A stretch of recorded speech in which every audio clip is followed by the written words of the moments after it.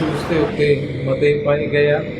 पहला आ कि करतारपुर लांघा जिहड़ा ये बिना कारण तो ही सरकार ने बंद किया हुआ है। करोना का बहाना ला के चलते बाकी दूजे धार्मिक स्थान पर होर सारिया गतिविधियां इन्होंने इलैक्शन का सब कुछ ठीक चल रहा। सिर्फ सिखा का नाल एक किस्म की ज्यादती है। सिख आना पहला तो ये उन्होंने खोलण नूं बड़े रिलैक्टेंट सी, जदों खुल गया तो हुण करोना का बहाना ला के नहीं बंद किया होया। ये श्रद्धालुओं की गिणती सीमित कर सकते हैं, पर इन्होंने धक्का नहीं करना चाहिए, जल्दी तो जल्दी ये खुलना चाहिए। दूसरा किसान जथेबंदियां गई तो उत्थे 3 काले कानून रद्द करवाउण और दूसरा जिहड़ा वो MSP लैण गईयां, लेकिन समय समय टपड़ा खा जाते जां उन्हां दे मनां दे विच सिੱਖੀ प्रति नफरत है।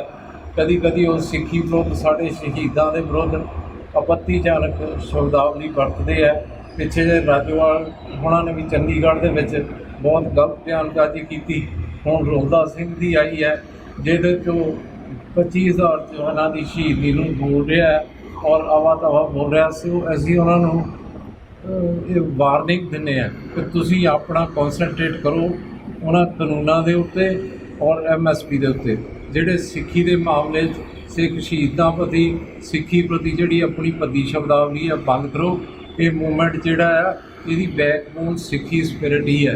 जे सिੱਖੀ स्पिरिट इस मूवमेंट के विचों निकल जाए तुहानूं एक वहम है कि तुसीं बहुत वड्डे हो। मैं ये नहीं, ये लोग किसानी करके और सिੱਖੀ करके तुहाडे पिछे है, तुहाडे पिछे नहीं, वो किसानां दीयां मंगां करके आ उत्थे। सो एक जिहड़ा इन्हां नूं इल्यूजन है कि असीं बहुत वड्डे हो गए, हंकार है, ये छड्ड के इन्हां नूं ਉਹਦੇ ਉੱਤੇ ਕੌਨਸਨਟਰੇਟ ਕਰਨਾ ਚਾਹੀਦਾ।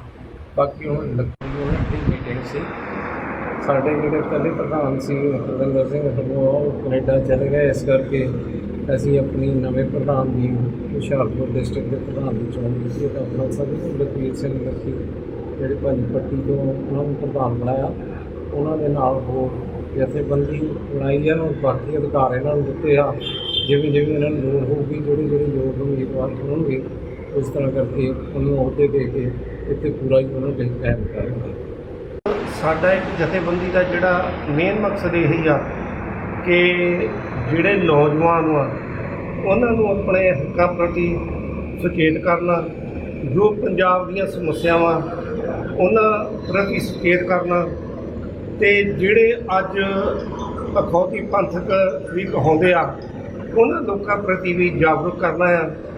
तो जो साडा पुरातन जथेबंदी जिहड़ी हैगी है चलदी आ रही ਉਹਦੇ बारे भी लोगों के विच जाके चलना पे ये भाई पुरातन जथेबंदी साडी आ। ते आपां अज जिहड़े आस्तीन दे सप्प जिहड़े सेंटर सरकार दे आ बुक्कल दे सप्प बण इन्हां लोकां तो जिहड़ा आ कि अपनी जिहड़ी नौजवान पीढ़ी अपनी कौम अपनी पंजाबी उन्हां नूं जाग करो।